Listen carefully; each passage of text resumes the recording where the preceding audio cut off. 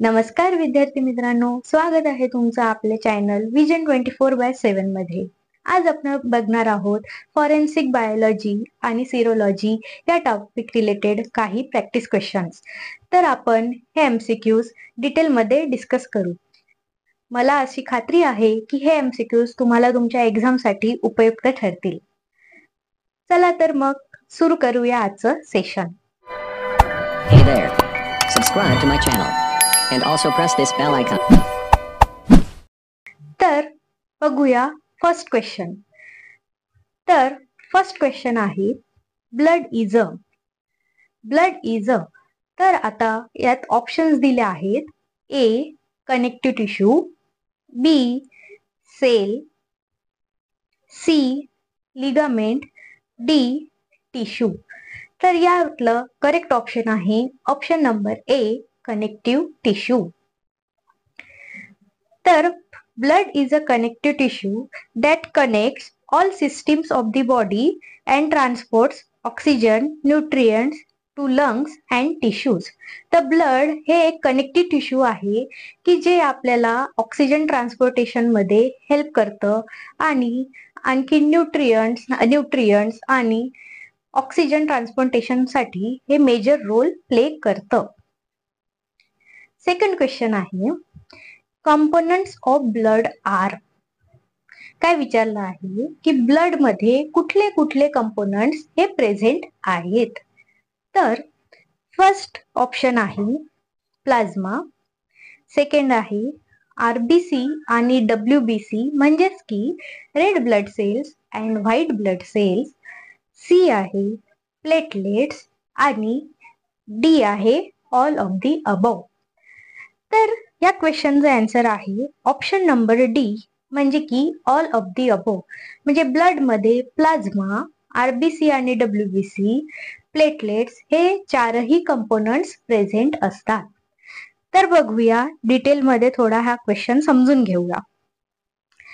तर ब्लड मध्ये प्लाझ्मा हे अराउंड 55% प्रेझेंट असतं. म्हणजे की सर्वात अधिक प्रमाण जे आहे ब्लड मध्ये ते प्लाझ्माचं असतं. त्यानंतर उरलेले जे 45% आहे ते आरबीसी, डब्ल्यूबीसी आणि प्लेटलेट्स हे असतात. तर तुम्हाला आणखी यावरती एक क्वेश्चन विचारला जाऊ शकतो, तो म्हणजे की which of the following component is majorly present in blood. तर मेजरली किंवा मेन जो पार्ट आहे तो कोणता आहे किंवा मेन जो कंपोनंट आहे ब्लडचा तो कुठला आहे, तो आहे प्लाझ्मा. तर प्लाझ्मा हा जो आहे हा मेन कंपोनंट आहे ब्लडचा आणि यामध्ये काय काय प्रेझेंट राहतं. तर प्लाझ्मा हा mainly consist of water, irons, proteins, nutrients आणि हे आपल्या बॉडी पार्ट्स पर्यंत पोहोचवतो. त्याच्यानंतर आरबीसीस आणि डब्ल्यूबीसीस म्हणजेच की रेड ब्लड सेल्स आणि व्हाईट ब्लड सेल्स. तर व्हाईट ब्लड सेल्स ह्या इम्युनिटी सेल्स आहेत जे आपल्या बॉडीमध्ये इन्फेक्शन्स आहेत त्याच्याशी डील करतं किंवा त्याच्याशी फाईट करतं. तर डब्ल्यूबीसीस हा जे आहे हा डिसीज फायटिंग मध्ये हेल्प करतं. त्यानंतर आरबीसीज म्हणजे की रेड ब्लड सेल्स याचं मेन रोल आहे transportation of oxygen and release of carbon dioxide from the body. तर हे जे आहे हा रोल जे आहे ते आरबीसीज प्ले करतो. त्याच्यानंतर प्लेटलेट्स, तर प्लेटलेट्स जे आहे हे ब्लड क्लॉटिंग मध्ये हेल्प करतात. त्यानंतर नेक्स्ट क्वेश्चन आहे how many types of blood groups are present. म्हणजे की किती प्रकारचे ब्लड ग्रुप्स हे प्रेझेंट असतात. तर ऑप्शन्स आहेत option A 4, option B 5, option C 1 आणि ऑप्शन डी 2. तर आता यापैकी कुठला करेक्ट ऑप्शन आहे. तर यापैकी ऑप्शन नंबर ए हे करेक्ट उत्तर आहे म्हणजेच की 4. तर आता कुठल्या कुठल्या प्रकारचे 4 ब्लड ग्रुप्स प्रेझेंट आहेत ह्युमन बॉडीमध्ये. तर मला असं वाटते की हा क्वेश्चनचा आन्सर सगळ्यांनाच माहिती आहे. तर 4 ब्लड ग्रुप्स म्हणजे की blood group A, B, A B आणि ओ हे 4 प्रकारचे ब्लड ग्रुप आपल्या ह्युमन बॉडी म्हणजे मोस्टली ह्युमन मध्ये असतात. त्यानंतर नेक्स्ट क्वेश्चन कडे वळूया. who discovered that blood could be grouped into different categories. म्हणजे की ब्लड हे वेगवेगळ्या कॅटेगरीज मध्ये डिवाइड केलं आहे किंवा ब्लड हे वेगवेगळ्या ग्रुपमध्ये आहेत, हे कुणी डिस्कवर्ड केलं म्हणजे कुणी याचा शोध घेतला. तर खालील ऑप्शन्स आहेत: लिओन लॅटिस, बी कार्ल लँडस्टेनर, सी कॅल्विन गोडार्ट आणि डी फ्रान्सिस गॅल्टन. तर याचा आन्सर आहे करेक्ट कार्ल लँडस्टेनर. तर कार्ल लँडस्टेनर हे सायंटिस्ट होते की ज्यांनी हे इन्व्हेन्शन केलं की ब्लड जे आहेत हे वेगवेगळ्या ग्रुपमध्ये डिवायडेड आहे, जे म्हणजे की ए बी आणि ओ. आणि यांनी हा शोध 1901 मध्ये घेतला आहे. हे एक अमेरिकन सायंटिस्ट आहेत. तर तुम्हाला इयर सुद्धा विचारला जाऊ शकतो की in which year Karl Landsteiner has categorize blood groups. तर 1901 हे इयर तुम्ही लक्षात असू द्या. तर वळूया नेक्स्ट क्वेश्चन कडे. तर नेक्स्ट क्वेश्चन आहे the most reliable form of evidence is. म्हणजेच की मोस्ट रिलायबल म्हणजे की विश्वसनीय, रिलायबल म्हणजे की एकदम ठोस पुरावा किंवा एकदम विश्वसनीय कुठला असा खालीलपैकी पुरावा आपण गृहीत धरू शकतो. तर ऑप्शन्स बघूया. ऑप्शन ए आहे ब्लड, ऑप्शन बी आहे वेपन, ऑप्शन सी आहे क्लोथ्स आणि ऑप्शन डी आहे आय विटनेस. तर याचा राईट आन्सर आहे ब्लड. म्हणजे रक्त पुरावा हा एक ठोस पुरावा किंवा एक विश्वसनीय पुरावा ठरू शकतो कुठल्याही क्राईम मध्ये एखादा क्रिमिनलला डिटेक्ट करण्यासाठी, तेही विथ स्ट्रॉंग प्रूफ म्हणून एक आपण ब्लड सॅम्पलला हे गृहीत धरू शकतो. आता यात एक आय विटनेस सुद्धा दिलेला आहे किंवा ज्यांनी जो व्यक्ती तिथे गुन्ह्याच्या वेळेस किंवा एखादा क्राईम कंडक्ट होत असेल तर त्यावेळेस त्यांनी ते सगळं बघितलं असते घटना. पण आय विटनेस हे ठोस किंवा विश्वसनीय पुरावा यासाठी नाही आपण कन्सिडर करू शकत की कोणी खोटं पण बोलू शकतं किंवा कोणाला त्या गुन्ह्याबद्दल एकदम करेक्ट माहिती किंवा काही चुकीचं पण बघितलं जाऊ शकतं. तर याला एकदम विश्वसनीय म्हणजे एकदम ठोस पुरावा आपण गृहीत धरू शकत नाही. म्हणून याचं करेक्ट आन्सर आहे ब्लड. कारण जर ब्लड टेस्ट केलं तर ब्लड मधून आपण डीएनए स्क्रीनिंग किंवा आणखी डीएनए टेस्ट सुद्धा आपण कंडक्ट करू शकतो, जो की एक ठोस पुरावा गृहीत धरला जातो. तर वळूया नेक्स्ट क्वेश्चन कडे. तर आता नेक्स्ट क्वेश्चन आहे the person with AB blood groups have in their plasma. Question विचारला आहे की ज्या एखाद्या व्यक्तीचं AB जर ब्लड ग्रुप असेल तर त्याच्या ब्लड ग्रुप मध्ये त्याच्या प्लाझ्मा मध्ये यापैकी खालील काय प्रेझेंट असेल. तर ऑप्शन्स बघूया. ऑप्शन नंबर ए आहे anti A, option number B आहे अँटी बी, सी आहे both anti A and anti B, D आहे नायदर ए नॉर बी. तर आता याचं करेक्ट आन्सर आहे नायदर ए नॉर बी. म्हणजेच की एखाद्या व्यक्तीचं ब्लड ग्रुप जे आहे ते AB आहे तर त्या व्यक्तीच्या प्लाझ्मामध्ये अँटी ए पण नसणार आहे आणि अँटी बी पण नसणार आहे. तर एक चार्ट समजून घेऊया आपण की 4 टाइप्सचे ब्लड असतात, जसं की बघितलं आपण AB, AB आणि O. तर या ब्लड मध्ये आता समजा एखाद्याचा ब्लड ग्रुप ए असला तर त्यामध्ये अँटी बी हे प्रेझेंट राहील त्याच्या प्लाझ्मामध्ये. अँटी म्हणजे अँटीबॉडी, तर अँटीबॉडीज हे प्लाझ्मामध्ये प्रेझेंट राहतील आणि अँटीजेन्स हे जे आहेत हे आरबीसीज मध्ये म्हणजे रेड ब्लड सेल्स मध्ये प्रेझेंट राहतात. तर आता क्वेश्चन असा आपण विचारू शकतो की AB ब्लड ग्रुपच्या जागी तुम्हाला ब्लड ग्रुप ए विचारला जाऊ शकतो किंवा जर ए ब्लड ग्रुप असलं तर त्याच्या बॉडीमध्ये त्याच्या प्लाझ्मामध्ये कुठल्या अँटीबॉडीज प्रेझेंट राहतील. तर जर ब्लड ग्रुप ए असला तर त्याच्या बॉडीमध्ये अँटी बी प्रेझेंट राहतील. जर ब्लड ग्रुप बी असला तर त्याच्या बॉडीमध्ये अँटी ए प्रेझेंट राहतील. म्हणजे रिव्हर्स, जर ब्लड ग्रुप ए असला तर त्याच्या बॉडीमध्ये अँटी बी प्रेझेंट राहतील, जर ब्लड ग्रुप बी असला तर त्याच्या बॉडीमध्ये अँटी ए प्रेझेंट राहतील. जर AB असला तर त्याच्या प्लाझ्मामध्ये ना अँटी ए प्रेझेंट राहतील नाही अँटी बी राहतील. बट जर ब्लड ग्रुप ओ असला तर ओ ब्लड ग्रुप असणाऱ्या व्यक्तीमध्ये म्हणजे त्याच्या प्लाझ्मामध्ये अँटी ए पण प्रेझेंट राहतील आणि अँटी बी पण प्रेझेंट राहतील. तर आता बघा, एका टाईपच्या क्वेश्चन वरून 4 टाईप्सचे क्वेश्चन क्रिएट केले आहेत. तर अशा क्वेश्चन्स तुम्हाला या प्रकारे आणखीन विचारू जाऊ शकतात. तर तुम्ही ही गोष्ट लक्षात ठेवा की कुठल्या ब्लड ग्रुप असला तर कुठले अँटीबॉडीज प्लाझ्मामध्ये प्रेझेंट राहतात. तर आता अँटीजन्स, तर अँटीजन्स हे असे प्रकार आहेत, म्हणजे हे एक फॉरेन सबस्टन्स आहेत की जे फॉरेन सबस्टन्स म्हणजे की एखादा बॅक्टेरिया असू शकतो, एखादा व्हायरस असू शकतो, एखादा केमिकल किंवा टॉक्सिक कंपाऊंड असू शकतो, जे आपल्या बॉडीमध्ये एंटर झालं तर आपली बॉडी मध्ये एखादा डिसीज किंवा आपली इलनेस कॉज करू शकतं.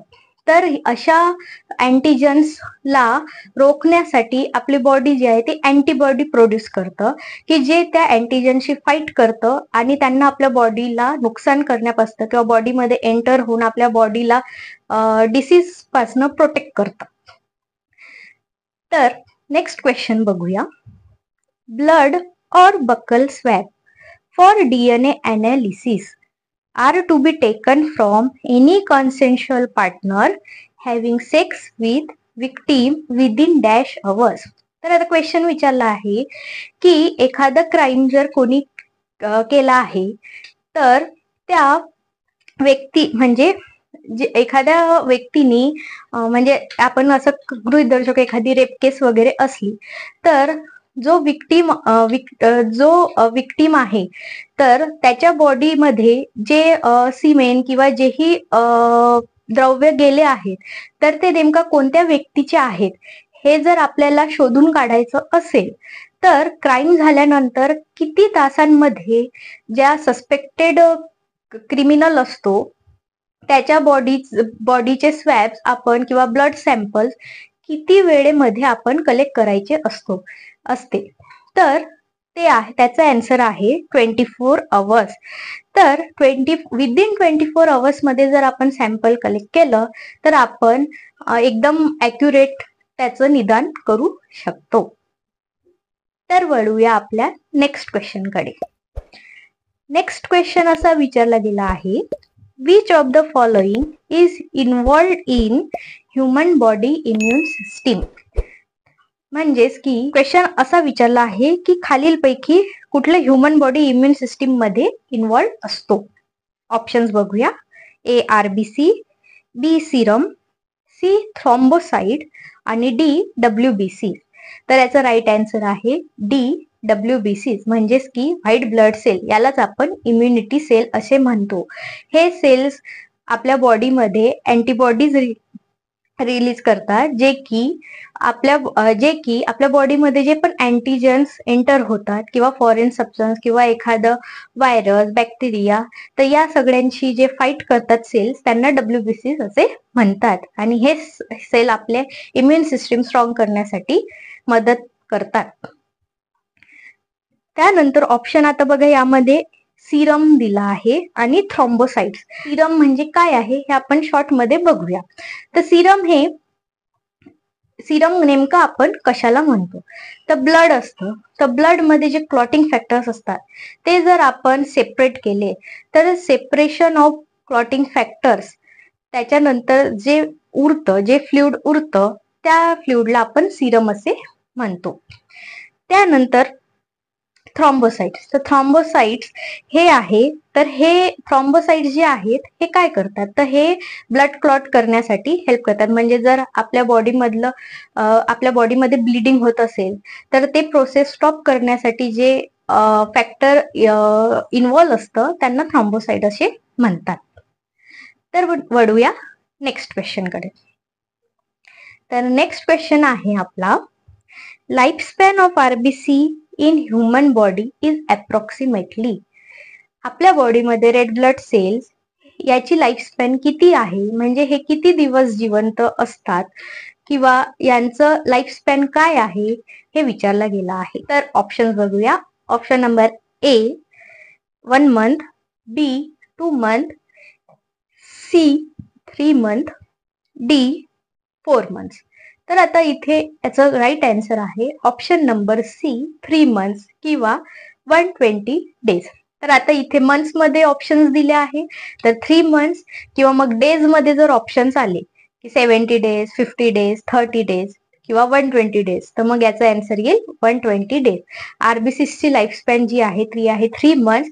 त्यानंतर न्यू आरबीसीस फॉर्म होतात बॉडीमध्ये, म्हणजे every 3 months renewal of RBCs होत राहतं, म्हणजे न्यू सेल्स किंवा न्यू आरबीसीस जे आहेत ते आपल्या बॉडीमध्ये फॉर्म होत राहतात. त्यानंतर next question, which of the following blood cells play an important role in blood clotting. विचारला गेला आहे की खालीलपैकी कुठल्या ब्लड सेल्स आहेत ज्या ब्लड क्लॉटिंग मध्ये एक मुख्य रोल प्ले करतात. तर ऑप्शन्स बघूया. A thrombocytes, B neutrophils, C leukocytes, D erythrocytes. तर आता आपण या आधीच बघितलं आहे थ्रॉम्बोसाइट्सचं फंक्शन की हे लॉस ऑफ ब्लिडिंग किंवा ब्लड क्लॉटिंग फॅक्टर आहे. तर आता इथे ऑप्शन मेन्शन आहे थ्रॉम्बोसाइट्स, तर आपलं करेक्ट ऑप्शन आहे थ्रॉम्बोसाइट्स. तर आपण या चॅनलवरती DFSL या एक्झामसाठी प्रिपरेशन्स किंवा या एक्झाम करिता इम्पॉर्टंट टॉपिक्स जे आहेत ते डिस्कस करत आहोत. असेच केमिस्ट्री रिलेटेड टॉपिक सुद्धा या चॅनलवरती गणित सर आणि निकिता मॅडम हे घेत आहेत. तर तुम्ही आपल्या चॅनलवरती जाऊन त्यांचे व्हिडिओ चेक करू शकता आणि केमिस्ट्री रिलेटेड सुद्धा सिलेबस तुम्ही कव्हर करू शकता. वळूया आपल्या नेक्स्ट क्वेश्चन कडे. तर नेक्स्ट क्वेश्चन आहे, serum differs from blood as it lacks. तर आता मगाशीच मी तुम्हाला सीरम काय आहे हे सांगितलं होतं. तर आता इथे आपल्याला परत त्याच रिलेटेड एक क्वेश्चन विचारला आहे की serum differs from blood as it lacks, म्हणजेच की सीरम हा ब्लड पासून किंवा सीरम हा ब्लड पेक्षा का बरं वेगळा आहे, कारण यामध्ये खालीलपैकी कुठले सेल्स प्रेझेंट नाही आहे. तर बघूया options. A antibodies, B clotting factors, C albumin, D globulin. तर आता सीरम काय आहे, मी मगाशी सांगितलं की ब्लड आहे. तर ब्लड मध्ये जे क्लॉटिंग फॅक्टर्स प्रेझेंट राहतात त्याला जर आपण सेपरेट केलं तर उरलेलं जे फ्लुइड आहे ते जे आहे त्याला आपण सीरम म्हणतो. म्हणजेच की जर blood minus clotting factor equals to असं पण एखादा क्वेश्चन अशा प्रकारे विचारला जाऊ शकतो. तर इक्वल्स टू काय येईल, सीरम. तर आता क्लॉटिंग फॅक्टर्स म्हणजे फॉर एक्झाम्पल बघूया फायब्रिनोजेन, त्यानंतर प्रोथ्रॉम्बिन, थ्रॉम्बोप्लास्टिन. त्याच्यानंतर हे जे अशा प्रकारचे जे फॅक्टर्स आहेत यांना आपण जे की ब्लड क्लॉटिंग मध्ये हेल्प करतात, तर या फॅक्टर्सला आपण क्लॉटिंग फॅक्टर्स म्हणतो. तर हे फॅक्टर्स जर ब्लड मधून आपण सेपरेट केले आणि सेपरेशन नंतर जे उरलेलं फ्लुइड राहतं त्याला आपण सीरम असे म्हणतो. चला तर नेक्स्ट क्वेश्चन बघूया. The study of hair is known as. तर आता सोपा क्वेश्चन विचारला आहे की हेअरची जेव्हा आपण स्टडी करतो किंवा हेअर रिलेटेड जे पण स्टडी आहे त्याला मेडिकल टर्म किंवा सायंटिफिक टर्म काय दिली आहे किंवा काय म्हटल्या जाते हे विचारलं आहे. तर ऑप्शन आहे ट्रायकोलॉजी, बी हिस्टॉलॉजी, सी फायटोलॉजी आणि डी लिथोलॉजी. तर आता याचा आन्सर आहे हेअर्सच्या स्टडीला आपण म्हणतो ट्रायकोलॉजी. म्हणजेच की याचा आन्सर आहे ऑप्शन नंबर ए ट्रायकोलॉजी. तर आता नेक्स्ट ऑप्शन बघूया हिस्टॉलॉजी. तर आता यामध्ये हिस्टॉलॉजी कशाची स्टडी म्हटलं जाईल, तर histology is a study of tissue. म्हणजे जर टिश्यूचा अभ्यास जर आपण केला, म्हणजे बॉडी टिश्यूचा अभ्यास जे करतात त्याला सायंटिफिक टर्म हे हिस्टॉलॉजी असे म्हणतात. त्यानंतर सी आहे फायटोलॉजी. आता फायटोलॉजी म्हणजे की आपल्याला या टर्म वरूनच कळतं, फायटो म्हणजे की प्लांट रिलेटेड काही स्टडी आहे. तर फायटोलॉजी म्हणजेच की प्लांट आणि त्याचे जे त्याच्या अराउंड जे एन्व्हायरमेंट राहतं त्या स्टडीला फायटोलॉजी असे म्हणतात. त्यानंतर डी ऑप्शन दिला आहे लिथोलॉजी. तर आता लिथोलॉजी काय आहे, तर लिथोलॉजी म्हणजे की रॉक्स रिलेटेड स्टडी आहे, म्हणजे फिजिकल प्रॉपर्टीज ऑफ रॉक्स जे स्टडी राहते त्याला लिथोलॉजी असे म्हणतात. तर तुम्हाला यावरती या वेगवेगळ्या टर्म्स वरती पण क्वेश्चन विचारला जाऊ शकते. जसं की study of tissue is called as किंवा इज नोन ॲज, तर मग याचा आन्सर तुम्ही लिहू शकता हिस्टॉलॉजी. असंच वेगवेगळे सायंटिफिक टर्म्स वरती पण काही क्वेश्चन्स विचारले जाऊ शकतात. त्यानंतर नेक्स्ट क्वेश्चन आहे आपला, the hair is composed of dash protein and it is also the primary component of finger and toe nails. म्हणजेच की हेअर मध्ये असा कुठला प्रोटीन प्रेझेंट असतो जो आपला हाताच्या नखांमध्ये आणि पायांच्या नखामध्ये सुद्धा प्रेझेंट असतो. तर ऑप्शन बघूया. ऑप्शन ए आहे सेरिन, बी आहे केरेटिन, सी आहे फॉलिकल्स, डी आहे अर्जिनिन. तर त्याचं करेक्ट आन्सर आहे ऑप्शन बी केरेटिन. तर केरेटिन हा असा प्रोटीन आहे की जो आपल्या नखात मध्ये पण प्रेझेंट राहतं आणि हेअर मध्ये पण प्रेझेंट राहतं. तर तुम्हाला या रिलेटेड क्वेश्चन विचारला जाऊ शकतो. म्हणजे रिलेटेड म्हणजे या क्वेश्चन मध्ये पण तेच दिलेलं आहे की टो मध्ये आणि टो नेल्स आणि फिंगर्स नेल्स मध्ये पण प्रेझेंट राहतं आणि हेअर मध्ये पण. तर हे तिन्ही गोष्टी लक्षात ठेवा की केरेटिन हा हेअर मध्ये पण प्रेझेंट राहतं, टो नेल आणि हँड नेल्स मध्ये पण प्रेझेंट राहतं. तर तुम्हाला या रिलेटेड केरेटिन रिलेटेड क्वेश्चन थोडासा ट्विस्ट करून पण विचारला तर तुम्ही हाच कन्सेप्ट एक किंवा हाच एक पॉइंट लक्षात ठेवा की केरेटिन जर शब्द आला प्रोटीन तर त्या आपल्या हेअर मध्ये आणि फिंगर नेल्स मध्ये आणि टो नेल्स मध्ये प्रेझेंट राहतं. तर नेक्स्ट क्वेश्चन बघूया. Which part of the hair should be present in case of DNA test? आता काय विचारलेलं आहे की हेअरचा कुठला पार्ट डीएनए टेस्ट मध्ये आपण ऍज अ सॅम्पल घेतो. तर ऑप्शन बघूया काय दिले आहेत. ऑप्शन ए आहे रूट, बी आहे टीप, सी आहे मिडल पार्ट आणि डी आहे ऑल ऑफ दी अबोव. तर आता याचा आन्सर आहे की हेअरचं जे रूट आहे म्हणजे की हेअरचं रूट म्हणजे की जड जे आहे हेअरचं जे आपल्या स्काल्फशी अटॅच राहतं ते हेअर म्हणजे रूट जे आहे, हेअर हे रूट मुळात सगळं जे हेअर आहे ते आपण यूज करतो डीएनए टेस्ट साठी. तर आता रूट का बरं यूज करतो, कारण रूट जो आहे हा खूप डीप असतो. आपल्या स्काल्फ थ्रू हा आपल्या स्काल्फ थ्रू जे आहे हा खूप डीप कनेक्ट असतो आणि कनेक्टिव्ह टिश्यूज काही त्याला कनेक्ट असतात.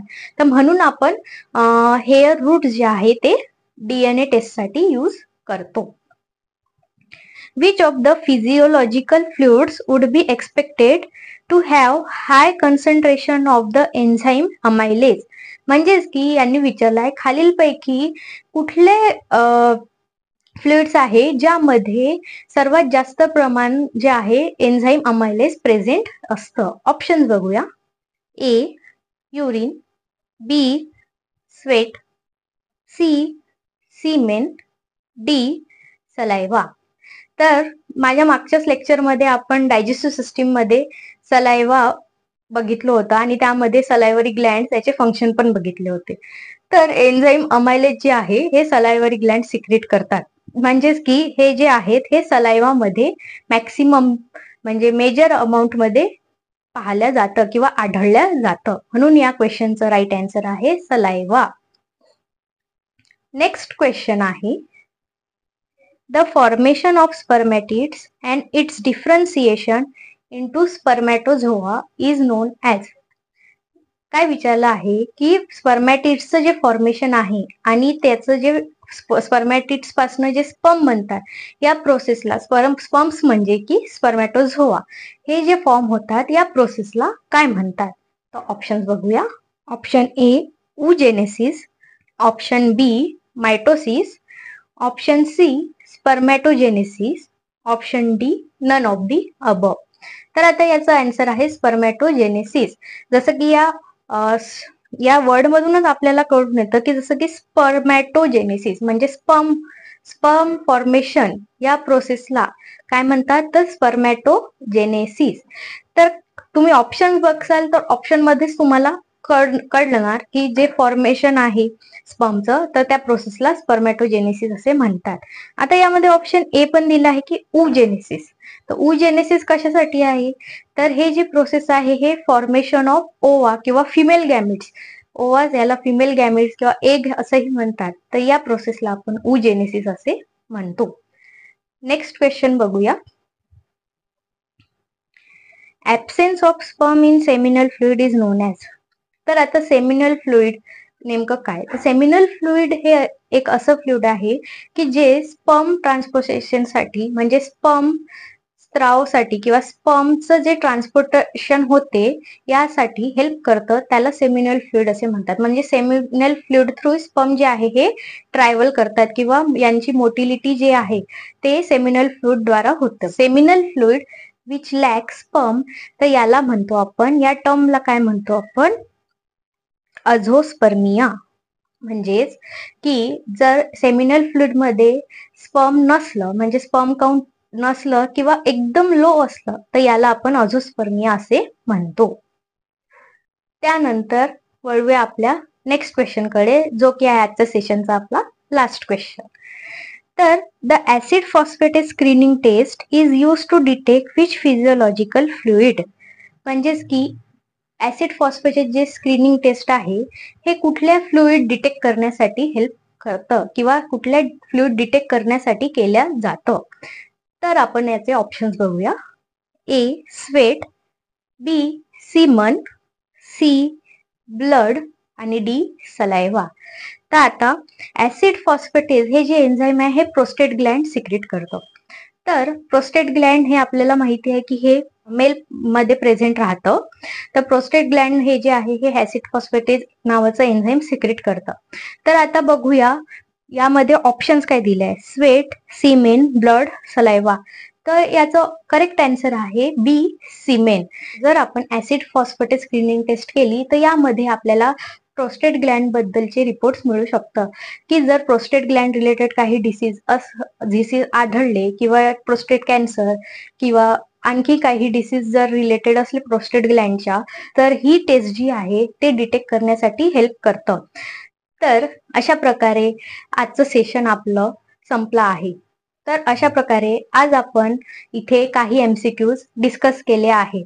आय होप की तुम्हाला हे नक्की तुमच्या एक्झामसाठी उपयुक्त ठरतील आणि तुम्हाला अशाच प्रकारचे आणखी क्वेश्चन्स आपण तुमच्यासोबत डिस्कस करणार आहोत.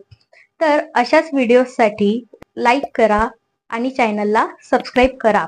तुमचा प्रतिसाद जेवढा जास्त तेवढा आम्ही पण मेहनत घेऊ तुम्हाला तुमच्या यशापर्यंत पोहोचण्यासाठी. तर असाच व्हिडिओला लाईक करा आणि आम्हाला सपोर्ट करत राहा. धन्यवाद.